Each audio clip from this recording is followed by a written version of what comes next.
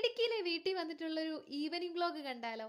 അപ്പൊ വൈകുന്നേരം ഒരു 5 മണിയൊക്കെ ആയപ്പോഴത്തേക്കും ഞാൻ ന്യൂസ് കണ്ടോണ്ടിരിക്കുവായിരുന്നേ. ഇതൊരു പതിവുള്ള ശീലമൊന്നുമല്ല.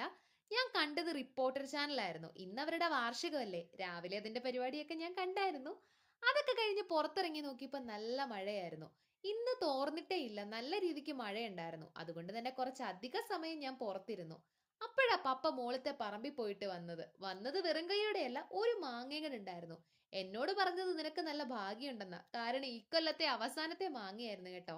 ശരിയാ, ഈ വർഷം നമ്മുടെ പറമ്പിലുണ്ടായ ഒരു മാങ്ങ പോലും തിന്നാനുള്ള യോഗം എനിക്കുണ്ടായിട്ടില്ല. പിന്നെ ഉള്ളതാകട്ടെ എന്ന് കരുതി അതൊക്കെ പൂളി ഞങ്ങൾ രണ്ടാളും കൂടെ കഴിച്ചു. പപ്പയ്ക്ക് ഒരു ഗ്ലാസ് കാപ്പിയും എനിക്കൊരു കുപ്പി വെള്ളം എടുത്ത് ഞാൻ റൂമിലേക്ക് ചെന്നു കേട്ടോ. പെട്ടെന്നൊരു കുളിയും പാസാക്കി അലക്കാനുള്ള തുണി കൊണ്ട് ലോണ്ടറി ബോക്സിൽ ഇട്ടിട്ട് ഞാൻ പിന്നെയും തിരിച്ച് റൂമിലേക്ക് തന്നെ പോന്നു. വേറൊന്നുമല്ല, കർട്ടൻ അടച്ചിട്ടുണ്ടായിരുന്നില്ല. അങ്ങനെ കർട്ടനും അടിച്ച് ഞാൻ ദേ പഠിക്കാൻ വേണ്ടി സ്റ്റഡി ടേബിളിലേക്ക് ഇരുന്നു കേട്ടോ. ഇനിയിപ്പം എക്സാം ഒക്കെ അടുത്തു.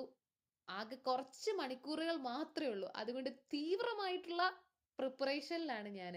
എന്താണെങ്കിലും ഇനിയിപ്പോ പപ്പ സിറ്റി കഴിഞ്ഞ് വന്ന് ഒരു കുരിശുവരെയും അത്താഴം കഴിക്കലൊക്കെ കഴിഞ്ഞ് ഇന്നത്തെ ദിവസം തീരും.